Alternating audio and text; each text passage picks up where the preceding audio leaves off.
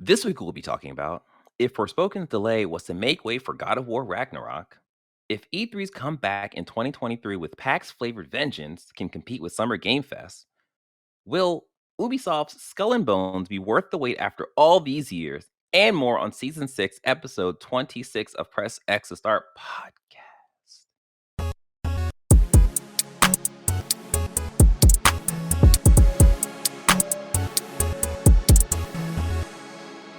What's up, everyone? I am your host, DJ, aka Sexy Bad Choices, aka listen here, you little shit, aka You play Valorant? no. Is that where that's from? Yeah.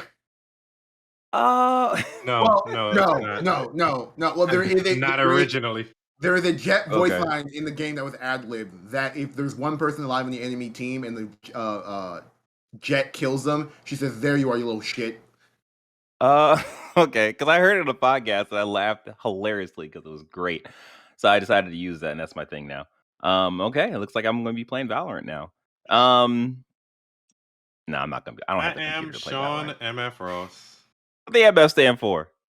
DJ, get off my lawn, you little shit. Yeah. How could you think that's from? That phrase is so old. Oh my god. I know. Whatever. Last up. Oh yeah, it's me, Avery. I was late this morning because I had to go to the doctor. I have that dog in me. Oh, bark. That is who we are. Press X Star Podcast is a weekly show where we talk about the latest gaming news, review the biggest games, and give you our thoughts on the games we are playing. Our goal is to expand the video game media landscape through an underserved point of view. It's us, it stays us because we are the only point of view that you need to pay attention to. Speaking of point of views, it is time for us to jump into the quick hits. Avery, what are we hitting today? Okay, so our number one story is from Eddie McCooch from Gamespot.com, the number, let's say 12 Elden Ring website. Square Enix Forspoken delayed to 2023 for PS5 and PC. So to my dismay, my personal dismay, because I was pretty much the biggest fan of Forspoken on this podcast, at least outspoken Forspoken fan of this podcast. The publisher has come out that it was delayed. I think it happened for us, it happened July 6th. So I want to say it was a Wednesday. Yes, Wednesday makes sense. No. Mm-hmm. Yeah, Wednesday makes sense. It got delayed. It got pushed back to January 24 from its original. I want to say the original date was it was in. Fuck. The original date was October-ish. Yeah, the original date was in October. I think it was October, yeah. Yeah, the original date was in October. It got pushed back to January, so give it an extra 2 months. The Forspoken team has said, as a result of ongoing discussions with key partners, we have made the strategic decision to move the launch date of Forspoken to January 24, 2023. So it's very clear that this wasn't moved because the game's not good and we need more time. This was clearly moved because Sony dropped the mega bomb that was God of War on that date, and they're like, "Hey, man, this is going to be another one of our games for our first party slate for this is going to be a game that's going to be representing our first party slate. We don't want it to have. We're not going to have anything in the beginning of January next year, so we don't want this to cannibalize. We don't want God of War to cannibalize Forspoken. Because we have confidence in this game." Yeah, I don't think you'd hear a lick of shit about a Forspoken, unfortunately. No matter. Yeah. It had to move mountains to get from under God of War's shadow. What's coming out? Starfield. That's a Call of Duty. It's a crowded month. It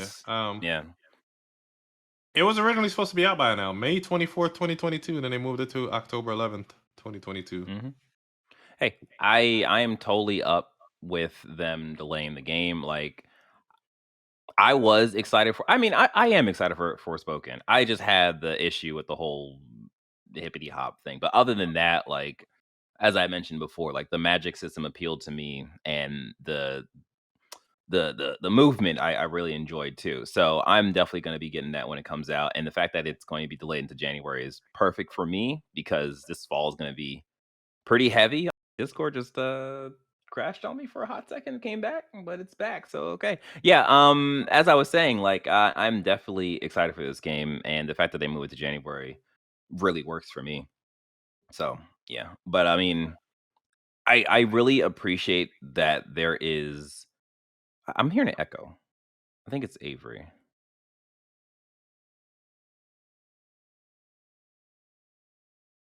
I'm gonna talk now. Okay, I can't hear it anymore. You fixed it, whatever it was. Yeah, I really I turned my appreciate. mic off, Oh, okay. so there's nothing to I fix. re- okay. I really appreciate that there was communication between the studios and Sony, and they are like not cannibalizing each other like what happened to Titanfall 2 with EA. EA just didn't So give a shit. Like, I mean, the because this is one of those things that's really frustrating because I think the word on the street about the EA Titanfall situation that it wasn't EA who put Titanfall out to die. It was Respawn who put EA Titanfall to die. Respawn was so confident in oh, Titanfall 2, they're like, hey, this is the date we want to do. So they're like, bet, let's do it. And they moved from there. But the oh, narrative is because EA is so bad, it's like, nah, EA ruined this game in the future. They're like, nah, yeah, man, Respawn got too caught up in the riches. it was just I'm fine still respawn. believing the EA shit. And DJ, how dare you bring up Titanfall 2 when you didn't even finish the game? I Don't you played it invoke though. that name.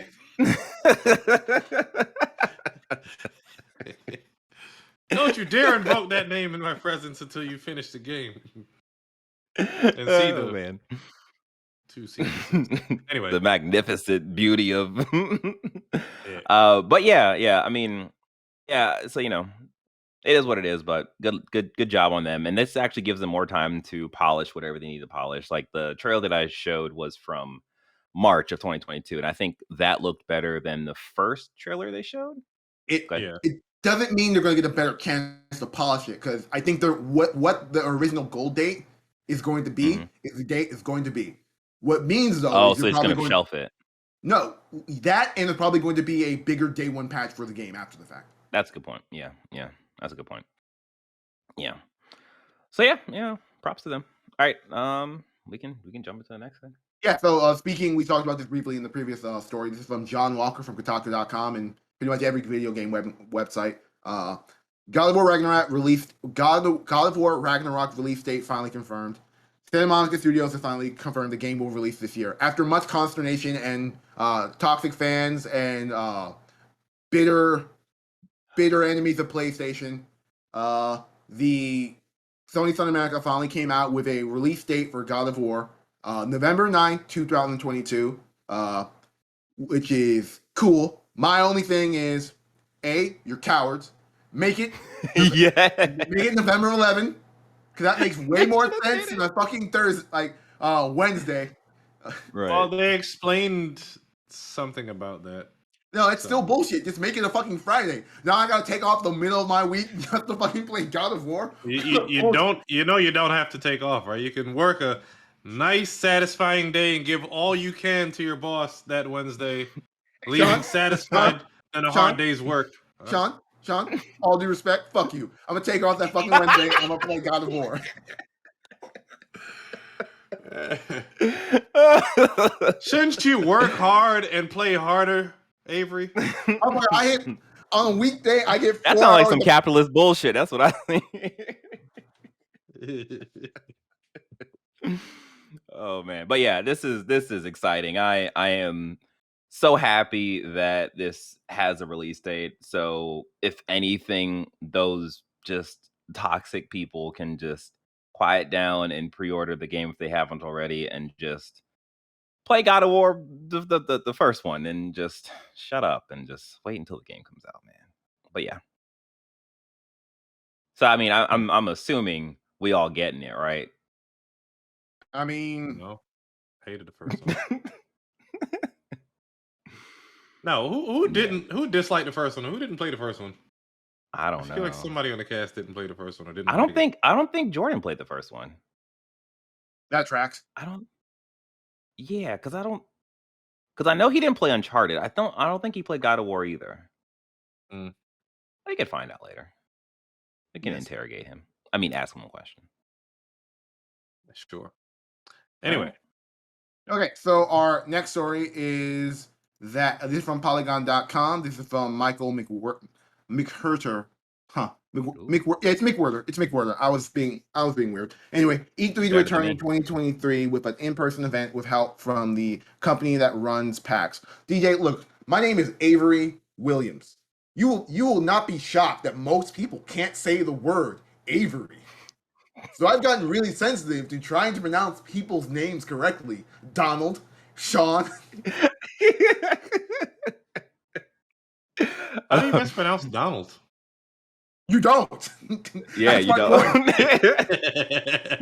Nah, I mean, when I think about it, I don't think I've ever mispronounced Avery. I think those people are just bad people. There was literally a time where my Facebook profile name was a very Harold and Kumar Christmas, which is like half my name. So it's like, hey guys, that's a very Harold and Kumar, and then Williams. Come on, man, it's not that hard. I have family members who call me Aubrey. Aubrey. Yeah. Right. So whoa. Yeah. It's all fucked up. That is a jump. That is a jump. Is it? I mean, Aubrey? When someone has bad handwriting, you can clearly write the V as a U. And it doesn't take much of a jump to just assume that the rest of it is there's a B in there somewhere. I guess. Anyway, so E3 will return to Las Vegas next June for the show's first in-person event in 2019. Los Angeles. Yeah, I said Los Angeles. Oh, okay. I thought you said Vegas. E3 return to Los Angeles next year for the show's first person event since 2019. Yeah. Cool. Yeah. This is good. No, you go.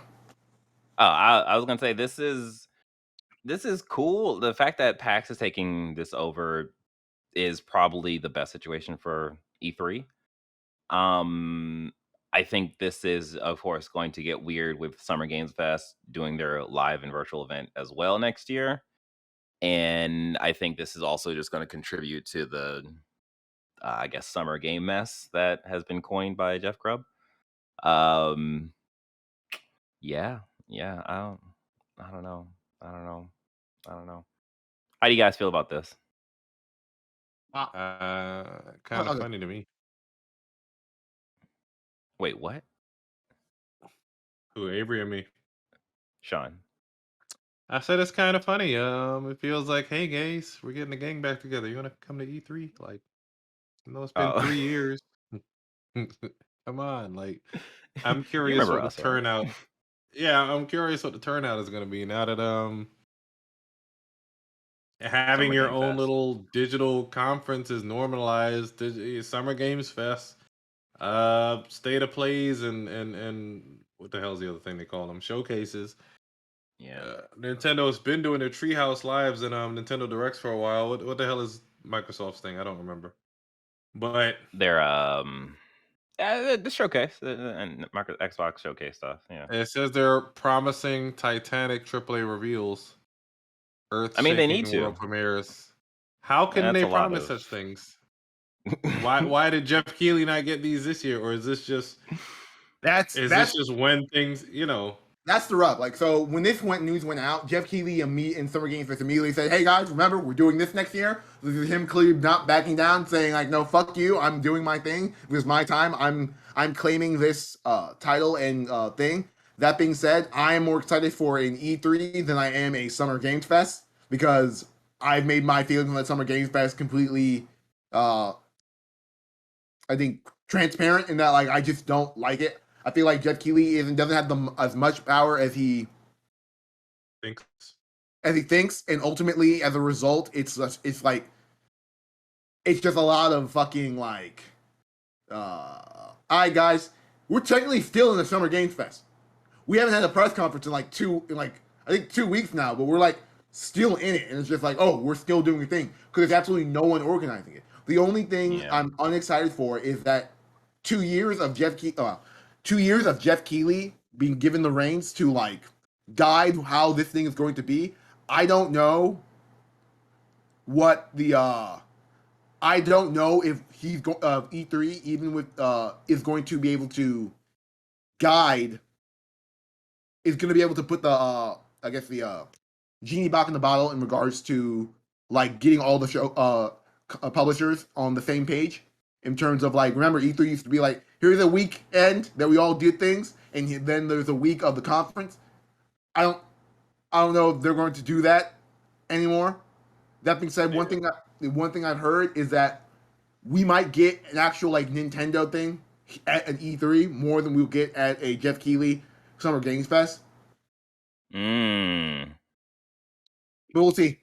I'm I, yeah. To Sean's point, the PAX no wait, to DJ's point, the PAX thing is actually really interesting because it tells me that the like as a consumer focused event, this will Yeah. be a much more well organized thing because like hey man, PAX has been running multiple PAXs for years regardless of the business practices and issues of ReedPop. There's like But this says publishers, developers, media, and buyers. So I don't know if they want regular old people there. you don't get ReedPop if you're not doing consumer focused. Mm. Mm, we'll see. Yeah, We'll see. Oh, okay. Okay. Yeah, I think it's I don't know. I don't know what to really make of it. I think it's going to be very interesting. I think when I compare the two, I feel like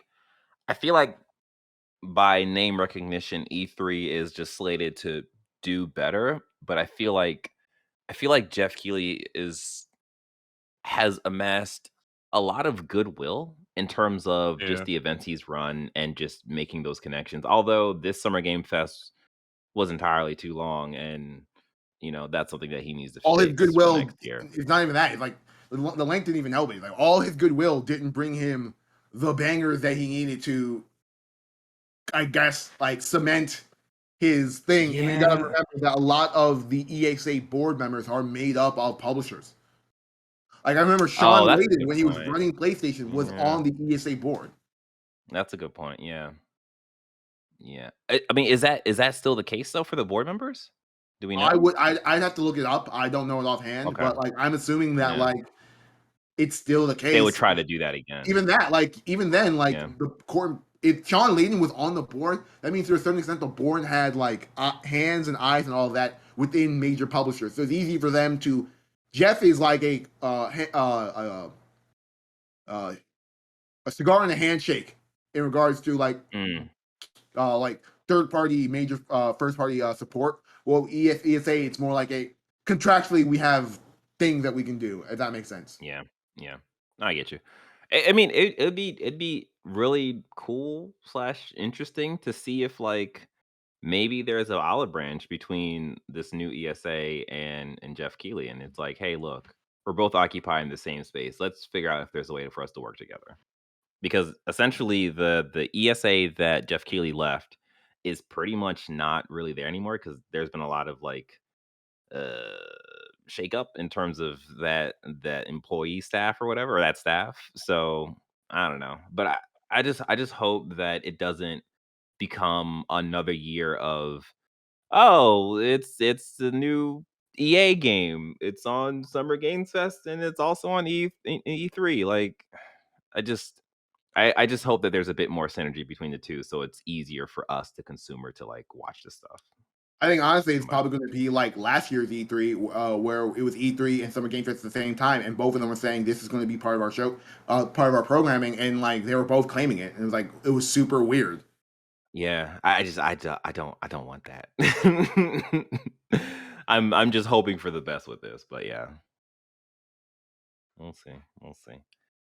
All right. Well, before we get into Ubisoft plans with their old games, we have a word from our sponsors. It's me. Hey, are you enjoying this? Are you having a good time listening and laughing with us? Then do us a favor. If you are watching the okay, obviously Sean's not having a good time at all. I'm so sorry, Sean. I apologize for not giving you the best time I could. Um, But listener and viewer, if you're having a good time, unlike Sean, then you can do us a favor by leaving us a review if you're listening to this, and then if you're watching, please hit that like button, hit that subscribe button, and hit that notification bell. I almost said leave a comment. Yeah, actually leave a comment. Like let us know how we're doing. If you want to comment about how crazy excited you are for God of War Ragnarok, let us know because we're also crazy excited for that game. And if you're upset about Forspoken, also let us know so we can, compile all the upset fans and send it off to Square Enix so they can know. Yeah, I don't know. I don't know. That's all I got. All right. Yeah, with that, let's jump back into the show. Okay, this is also from Kotaku.com. This is from Sissy Jing. Ubisoft is axing 15 more games multiplayer this fall. So Yikes. I'm gonna read the snippet. Ubisoft recently announced that it would be ending support for the multiplayer aspect of several of its older titles, including Assassin's Creed Brotherhood and Far Cry 3. The publisher stated the move will help it focus its resources on more recent games. At the time of this publishing, 15 games were slated to lose their online features for September. I'm gonna let you guys go before I say anything. I think I have the exact opposite opinion than what most people have. Oh, I mean, my opinion is, well, to run all those servers costs a lot of money, and I imagine Ubisoft is probably feeling that, and they're just like, there's no need for us to do this anymore, so they're just going to shut down the server. It sucks for the people who are still playing and supporting those games, but that's sort of the end result of multiplayer heavy games. So it sucks. I'm looking at the list. This is a bunch of older titles on the PS3, Wii U, and 360. They're more than likely looking at the numbers of people playing, and it just doesn't make sense to keep up servers for however many number of people are playing. Or, I mean, they could always what the hell? I'm trying to think of which game does it. Where it's peer to peer. It's not Well, you have to do centrally that. hosted. You probably have to do that on PC. It's hard to do that on console because they have a closed ecosystem. Yeah. So real quick, like games like Assassin's Creed Brotherhood Yeah. and Far Cry 3, did they have like microtransactions in those stores, or was it just multiplayer? Probably. I don't remember. Okay, Okay. so my take on this is I'm gonna restate the old adage. This is one of those things where I kind of wish Jordan was here because he was the only person who seemed to be angry about this when it was announced. But old game is old. Mhm. These are, and Mhm. like if you're banking if the future of a multiplayer game is based entirely upon its multiplayer population and the people willing to populate those servers so the game stays profitable. If that Yeah. doesn't happen, the game has to cut its loss. For the most part, all of these games are single player games that just happen to have multiplayer. This Yeah. isn't them saying, "Oh, you can't play Assassin's Creed Brotherhood anymore." You can play that game, and it's actually way better than its multiplayer. Like multiplayer is good, but like if you're telling me that the multiplayer for Assassin's Creed is the only value of that game, you're fucking smoking boners. That game, like, I don't understand how you see video games. Like, I mean, eventually, old stuff has to be sunset to pave way for newer things. Otherwise, we would Yeah. never Yeah. have that COVID causing 5G. If we kept around 2G and 3G, or you know, if we were still supporting the PS3, after a while, you just Or got to cut stuff Sean, off, huh? or we would still have horses on freaking 95, like slowing down traffic the because people, from what I can, Traffic would not go any faster, regardless of what mode of transportation on 495. Right? Continue, Avery. regardless of like the main point of uh I guess like opposition to this is that game preservation thing. But I'm like the Mhm. game yeah, it's still preserved. the game is If still it's a single preserved. player All game, of then it's a yeah. single player. The main meat of the game still works perfectly fine. It's the Right. Yeah. multiplayer, which is like probably, and if I'm remembering, in multiplayer in Far Cry, maybe 10% of it's like, but like it's like I I get it. Game preservation, yada yada. The fans of those games put the money behind, build your own peer-to-peer, build your own servers, do all that, keep it alive for that very small fan base. Because that's the thing, they wouldn't be doing this if that was That's what they happening. did for Titanfall too. Mhm. They wouldn't be doing this if like this if it was on and popping. Yeah. Yeah. And Wow, like you sound so these old are saying that. Go ahead. I am old. I'm fucking gonna be 33 in like 2 weeks. God dang. Nah, go ahead.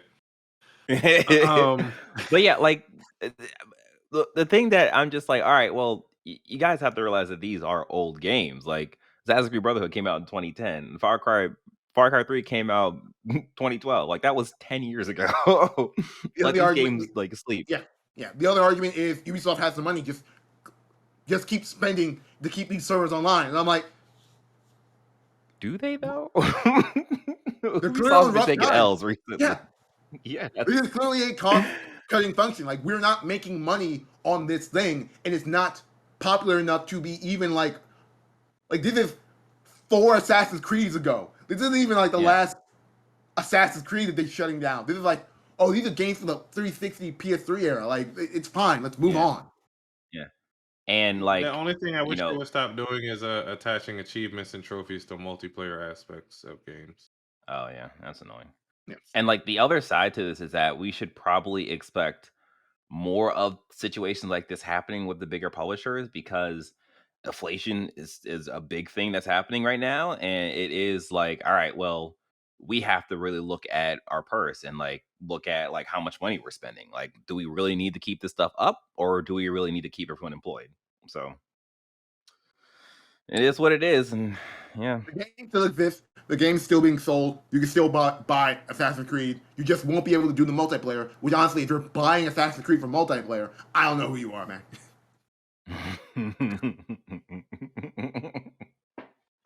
Sick man. Mm.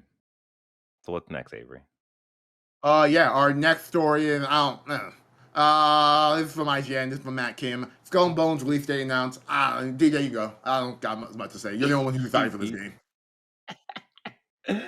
So, yes, Skull and Bones, the game that has been long anticipated by everyone that exists on this planet, is finally here.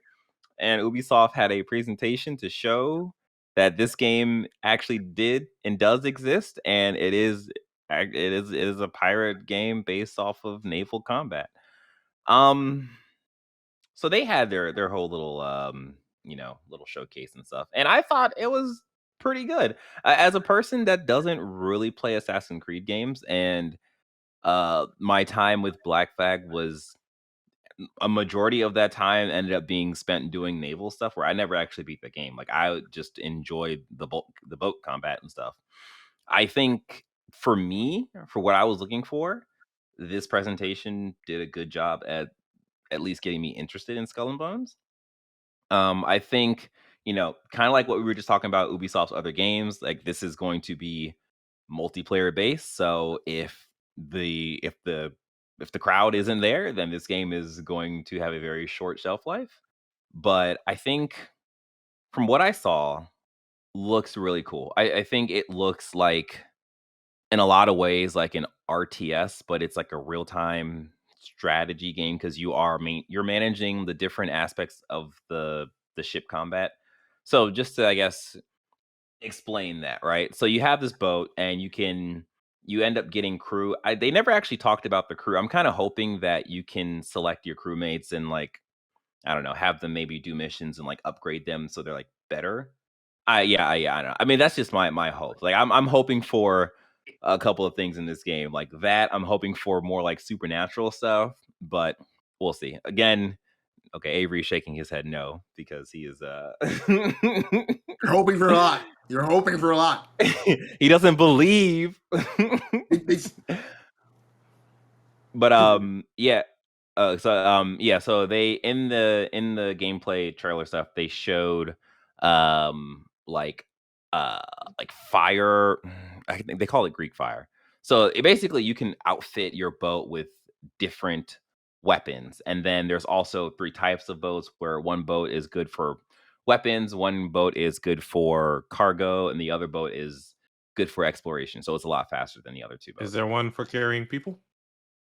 Yeah, it's a dinghy. It's a dinghy. Yes, yeah. Sean was making a slavery joke, but that's a good segue. Sean, how do you feel about Skull and Bones? That would be the cargo boat, Sean. And then like there is another thing that you can do, and they kind of showed it, but they didn't really explain it too much. Is that um, there are like exotic animals like alligators and stuff that you can, or and sharks and stuff that you can hunt for pelts and stuff. Like this is part of the Yeah. reveal. Um, I think that's cool. They mentioned how crafting is like a really big thing. And oh, Avery, mute your mic because we're getting the feedback. Okay, cool. Um, so yeah, like it seems that this game is going to be pretty involved. I think what I need to see, because this is going to be a live service game, so that means that what is the loop for starting character or starting players versus what is the loop for mid game and then end game? Because like if it only gets good mid game, end game, that's going to be pretty difficult for people to stay up because they're not going to want to Log sit through and the beginning. yeah, like okay, I guess I gotta loot this alligator 600 times to get my level up so I can get this cool boat or some crap like that. Um, Overall, I think I'm definitely willing to try this out, and that's the Greek Fire. Um, I think because during in our little Discord chat, we were talking about how I think Avery wanted more like on foot combat and such, and so on and so forth. They said that they have on foot exploration, but it Didn't seems you Yeah. cannot. it didn't show any of it. In fact, the only focus stuff they showed was like first person, you looking down from a boat at things. Like before I even go on this rant, Sean, how did you feel about Skull and Bones? I'm not getting this trash. Moving on, I agree with Sean. I'm not getting this game. Like unlike unlike DJ who looked at this and said this seemed fun. I'm looking at this and saying, huh, I was promised Assassin's Creed without the Assassin's Creed and what just the pirate stuff, and you left only the boat stuff. But wait, was that a promise though? Was there supposed Yes. to be on foot? Here's the thing, DJ. When they first talked about this, us knowing it was going to be boat focused was something we knew like 3 years ago, and the Yeah, community was eons like, ago. yeah, the community was like, hey man, you should probably have like on foot stuff on this game. Like my thing is for it, I think this will do fine. I think if Ubisoft markets it well, it will find its small community and it will sustain itself like For Honor for a couple of years, and everything will be fine. Yeah. I don't think this is going to be like a massive success that they were like that we all are imagining when they announced, say, we're doing a Pirates game, guys. And I'm like, because I'm gonna come off as a rambling idiot right now because this is something I'm genuinely annoyed about. I had this game pre-ordered like 5 years ago at GameStop. Yeah. This was something I was super excited for. Assassin's Creed Black Flag is one of my favorite Assassin's Creed games, probably in the top 3, maybe top 2. I love that game, and when they said we're spinning off the pirate stuff, and I'm like, this is great. Like, I'll get to explore islands, do some exploring, find treasure, do all that, explore my boat, have fun, do all that, and I'm like, no. Now what I'm getting is, here's a vast ocean where, like, one of the things, the story that came out is this is going to have a map bigger than the last Assassin's Creed game, and my response to that is, yeah, it's super easy to make just a fucking water map full of water yeah, and put islands yeah. that you can't explore. Like, here's the thing. You know what's infuriating? Kingdom Hearts 3 will have a better pirate section than Skull and Bones. Well, okay, so here's my only defense for that, because like it seems that what you're asking for is, or what you want is Black Flag 2. No, I don't. No, because no, I don't want Black Flag 2. After Black Flag 2 is the game they released a year after Black Flag came out. That game exists. What I'm asking for is a pirate Black game. Flag 3. I'm asking for the bare minimum of a pirate game, especially when Sea of Thieves already exists. That's what I wanted. I wanted a better, more polished, more interesting Sea of Thieves, and what I'm getting is, all right, you're a pirate boat. Like my thing is, I identify as a pirate boat. They're charging. I'm losing myself on the camera. They're charging $70 for this game when it comes out, and I'm not a Game Pass defender. But why would I pay $70 to play a boat? Maybe with my friends, and we could all just be boats and do all that. Or I could play Sea of Thieves and actually explore and adventure and roleplay and do all those things like that. But they had the main So hub worlds that you walk around and explore. So are you looking for on foot combat or what? I'm looking Because it, for, ooh, there's an island in the distance. I can get off my boat, visit that island, explore it. Because right now the loop is I'm in the main hub world. I'm getting off. I'm going either on a mission or I'm exploring the vast and what's probably going to be boring ocean, looking for either other players or random boats to attack. mm. That's the it loop and seems what they that explained to me. it seems that you want a Assassin's Creed No, Pirates. DJ, you're Without not. without the assassin stuff, he's saying. DJ, I don't want the Yeah. assassin. But that here's the thing. That doesn't preclude when I say pirate, boat is a Mhm. big part of it.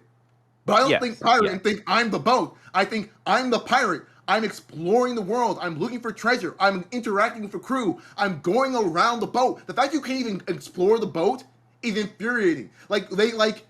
When you go to the crow's nest, it just cuts to a scene of the camera going from you controlling the boat to up to the crow's nest. There's no exploring the Yeah. boat. The boat you can't like But customize.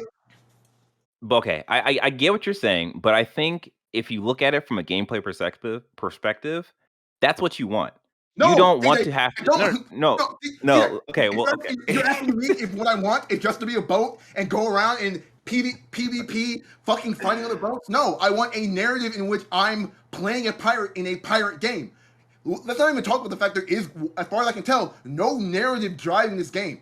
It's driven entirely by its core loop of it being on as a ship exploring a pirate world, and that is the The most Right. infantry system, yeah. that is the most uninteresting thing in the world to me. Like, Hopefully, this is just an early build and it did not explain everything because I'm reading like it says that instead of being able to stop the ship anywhere, they only showed specific outposts that the player can dock at and then explore on foot. So so, But then they also showed like you collecting resources. So yeah, collecting you were resources kind of from like your boat. parked. You parked your boat Yeah. on a fucking island and just clicked at it like it's Yes. fucking Minecraft. This is fucking bullshit. So, but here's the thing, though. I understand your anger and I understand your rage, but I'm looking at it from like the game perspective, and I think there was a lot of iteration, a lot of streamlining done because what I'm hearing from you in terms of you want to be able to get I want to off be your able boat, to. or I want to be you able want to be wait, a wait, wait, let me pirate finish. and Let me not just a finish. pirate boat. Yeah, okay, but you want to go from you want to go from steering the ship to go up onto the thing. I don't know what it's crow's called. nest, The crow's giant, Crow's nest. nest. It's yeah, called a crow's crow's nest, nest. right? Then Yeah, there's nothing about pirates. but right, but the time that it would take for you to do from get off of steering it to go up to Get the off of crow's steering with nest, it. I get what you're saying, your DJ. You boat would get would tired of get doing that shit. destroyed. Yeah, Yeah, so yeah, like, I understand that. I understand that. From what you're saying, from like I'm a video game designer and I want to make this quick point A to point B. That's fine. That's cool. mhm. But then there's no, hey man, I'm building a ship. I'm customizing a ship. I'm exploring my ship. Like I can't see Mhm. everything that I customize. You're saying basically. not really like Yes. my big thing is I want to be the pirate, not the pirate ship. That is my big thing. And being a pirate doesn't mean being a pirate means being able to go off and do things independent of your ship. And exploring a hub world is not it. It's basically like no. I was The gonna argument say the argument Anthem. I've heard is Monster Hunter, which even like which is like Mhm. in terms of like it having a hub world and you going off into open world sections and things like that. Oh, okay, And like okay, okay, and yeah. that is a thing that makes sense and whatever in regards to that. But like Mhm. I just wanted a fucking I just wanted a fucking triple A pirate game and not a it's like I'm glad you're excited for it, but I'm like I there's like okay. they went from I a will say though, I think I think I think I think we should wait until we see this game again because the exploration thing, it from what I looked at, it looked like it was the pirate captain or whatever that was opening the chest. So in my mind, I would think, oh well, if it's the captain that did it, then he had to, of course, get there. So there might be on foot stuff. They just didn't show it because maybe it wasn't polished enough.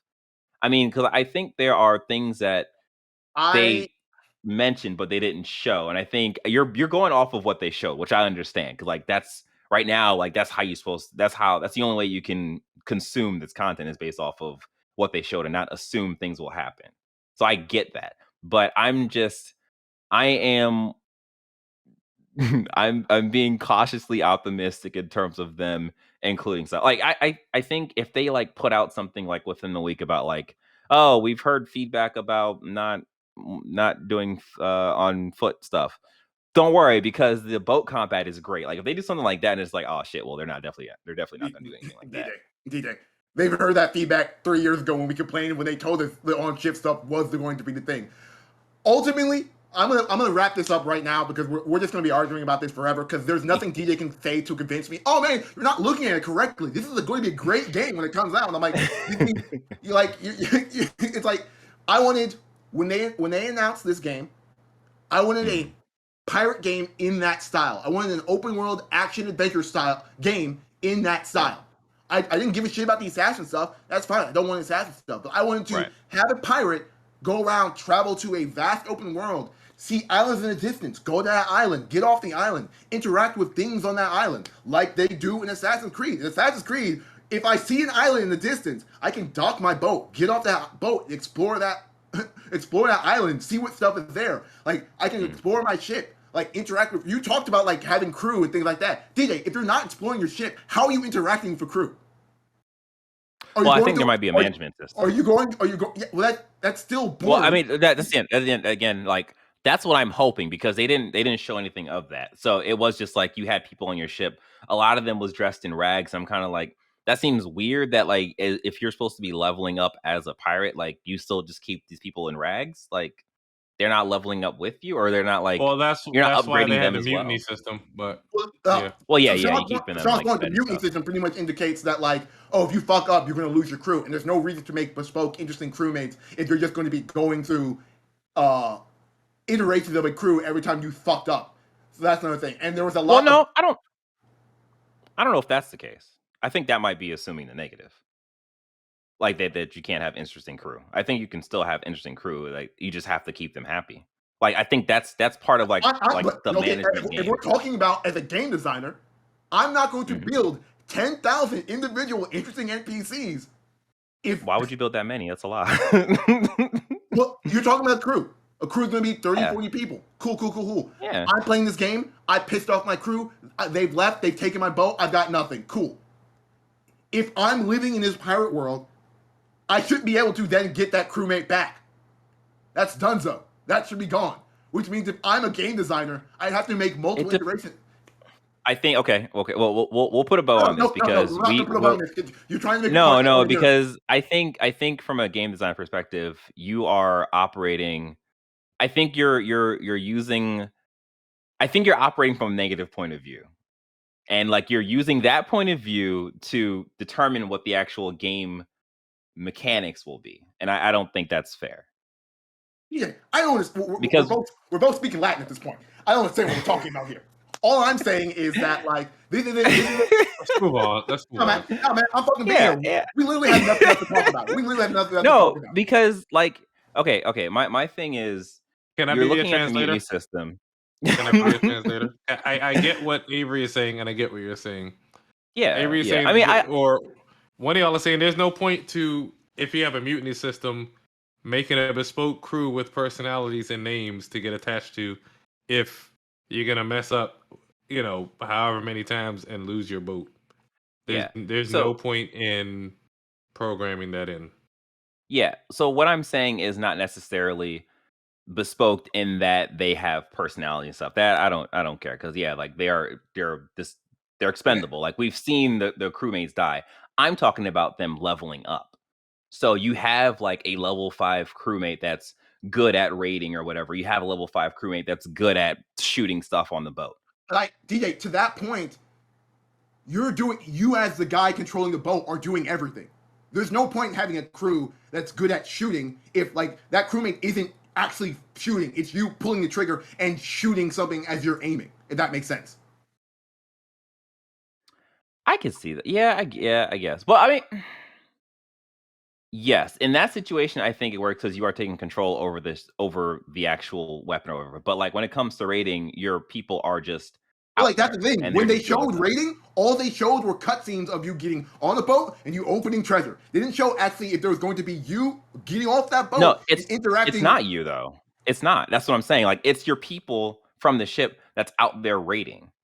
And like from the gameplay that they showed, like it was successful. So we don't know what happens when you're not So successful, like other than the fact that like you said, you they just die reminded me of probably. something like because this is the point I was going to make. They showed a lot of canned cutscenes of actions being Mhm. taken instead of the actions being taken, which is like, oh man, me thinking back of Assassin's Creed Black Flag. Oh, I'm raiding a ship. Edward Kenway, got off my ship, went onto that ship, fought those Yeah. people on there, and that's how I Yeah. want it. Instead, what we're getting is Yeah. I hit a button, and either it's going to be an RNG roll of whether my crew beats them, or it's Yeah. just like whatever. It's like that's like Yeah, they did say that there is no basically boarding other people's ship mid fight. So yeah, I think I think at the end of the day, like Avery, you want a more single Involved. player driven like thing where like a lot of those Not things in single my player, not like mind. not more not single involved. thing, more involved. Because Sea But of I mean, Thieves a is lot of the well, Sea of okay, a Thieves is lot a of the things that multiplayer you're game that saying you can do though, all those things I'm talking about. a lot of the things that you're saying though doesn't work in a multiplayer context. Because if you are, let me finish. Let me finish. If you go raid someone's boat and you are whooping them on their boat, someone can come around and literally destroy your boat because there's no one piloting it. Like your boat is That sounds like a basically personal. That sounds like a Yeah, personal responsibility. I want to say Sounds like this a is. choice. I'm gonna go back to one of my old points. What you're saying is something Sea of Thieves figured out years ago. what happens? What happens in Sea of Thieves when you raid someone else's boat? Your boat's You get, just left, right? if Right? you're playing, here's the thing: Sea of Thieves is a multiplayer focused game, and in this game, when we're talking about the multiplayer, everyone's just ships, whatever. This is a game. If I'm playing with a friend and I get off my boat to go raid someone's ship, there's someone on my boat. But that might not always be the case, unless you are always every That time is you're playing still, Sea of Thieves, you're playing with friends. and that's part of the loop. Then So you have to make sure that you party up. we're not even like party Because you up. don't It's like if I'm going, can you play Sea of Thieves single player by yourself? yes, So what happens when you play single player by yourself and you raid someone's boat? There's no one at your boat, right? yes, but that's not that like, Right. but that, Okay. but that's still. I would rather do that than just get an animation of raiding a boat. Yeah, leave it up to the players. What he's saying. That's risk versus reward. If you're telling me I, you just want a single, if you just want an animation instead of actually getting off a boat and finding someone, it depends on how involved the animation is, though. That's all I'm saying. Like I'm operating off of the information that was present in the showcase or whatever, but I'm hoping that there's more to it than what they've shown. If it's just what they've shown, then that's stupid. That's dumb. But again, I'm operating off of hopefully there are more deeper mechanics in this game. they're going Like to be that's deep. just that's where I'm at. They're going to be deep. They're going to be deep mechanics, but all the mechanics are going to be focused entirely on the boat. Like that's where I ended from. If you want That's what you're that's- assuming, right? yeah, I assume there's not going to Okay. be any deeper mechanics if it doesn't involve your boat one for one.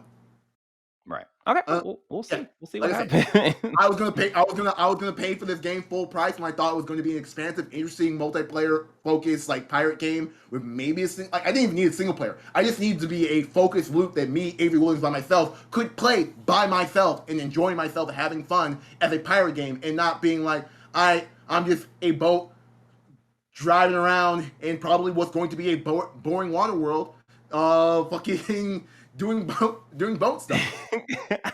I mean, like, okay, like I get, okay, like I get what you're saying, and I understand what you're saying, but like hearing it, you're not even giving it the chance of it being interesting. What they showed me after 6 years wasn't interesting. Okay, all right, all right. What's next? Okay, End so of the this is, podcast. I mean, this is going to be Marcus. You're recording this. I want you to. You're editing this. I want you to earmark this entire conversation. Cherry pitch. We're going to work on an edit because in like when this game comes out and DJ Penn pays $70 for it and gives us the Writers Republic of it all, where like at a certain point I just gave up. I want you to bring this back into my court for my evidence for my court case. Real quick, let it be cleared. I never said I was paying $7 for this game. You want to try it? You just told us to try it. I'm gonna try it. I'm gonna try it. With I need more game from this game for it trials to with buy PlayStation 70. Plus Premium. You're right. PlayStation, good luck with that. I need more from. I need more of the like nitty gritty before I spend $70 on this game. So like that's something that You I know would what? wait until it's Yeah, out and people are we playing got it. game trials. Well, I'll Look have at game look trials, at so I'll let DJ. y'all know Oh, how there it you go. is. Yeah, Look at yeah. DJ running it back. Anyway, next I'm story not is running it back at all. running it back. You will I'm be just not being negative on the game. Like I think what they show was interesting, but I'm not spending $70. $70 is a lot of money. Like, but yeah, go ahead. no, you read the last story. I'm tilted. I'm gonna go watch Valorant. All right. Hideo Kojima has been misidentified as Shinzo Abe, Yes, Abe. as the assassin who killed a Japanese. You're reading that all the way fucking wrong. Shinzo Abe was the one who was assassinated.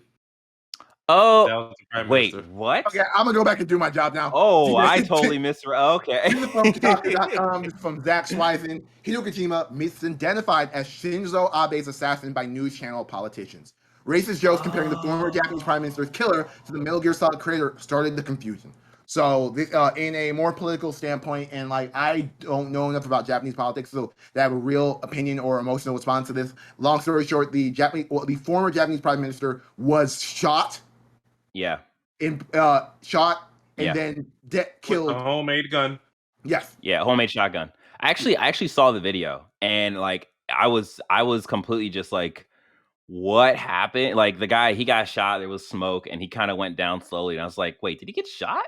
And it was like, yeah, he got shot 2 times, and it was wild. It was like completely crazy. And then hearing this, I actually heard this from another podcast I was listening to. I was also playing Gundam at the time, being very upset. So like I heard it as You're Kojima paying was tribute to Japan. Go ahead. I heard it as Kojima was being misinterpreted as the assassin, not as the person who was assassin. So that was my mistake. But damn, that is You still said the exact same thing. It's assassinated and who was the assassin and who was assassinated. And yeah. I just didn't say assassinated. I didn't say I just he got a I B in lost the English, words for that right? But word. an A++. He got an S rank in art though. Anyway. Nah, that's kind of jacked up though. That might be I wonder which news media outlet first misidentified it and who just ran with it, because they say the lie will make its way around the world before the truth is finished putting on his pants. Like this in the age. It's Metal Gear Solid 2 shit.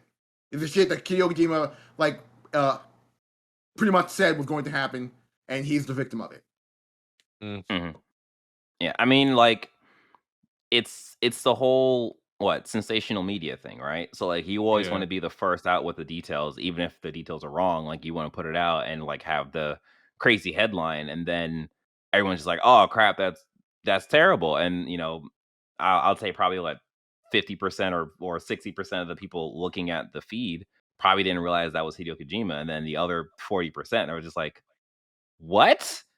Hideo Kojima isn't a politician? Like, what is this?" And then that's how it gets fixed. But yeah, it's crazy though. It's yeah. Did he Hideo say anything? Or I Kojima? believe He there is said an addendum to the story in which Kojima Production is preparing litigation against those who spread the original lie to begin with. Okay. Good. As he should. That's rough. Yeah. Anyway. I wonder if he's gonna put like a situation like this into his next game. He already did. It's called Metal Gear Solid 2. Oh right, yeah, you did say that. All right. Well, that has been the quick hits. That's it for the podcast. We thank you for listening and sticking with us through this. We hope you enjoyed this episode as much as we enjoy making it. Don't forget to rate and review on your favorite podcasting app. Don't forget to like, subscribe, and hit that notification bell on your favorite YouTube channel. That's the channel you're watching right now, because if you're watching this channel right now, that means you're watching our content, and we thank you again. Again, don't forget to leave a comment if you think you got some words to tell us. If you don't agree on my on how I feel on Armageddon, Jesus, on Arcadegeddon, or you think Telling Lies is actually the best game of 2019, and Sean needs to finish that game. Let us know. Let him know. No? Okay. Well, obviously Sean says no. He's not. Don't let him know. Let me know. I'll read the comment and like it. Yeah, so you take care, you play some more video games, and you wash your hands, and you keep your mask on, because COVID's still out here. Although it may seems like, we're on tail end of it, we're not. It's still out here. So be safe. Peace.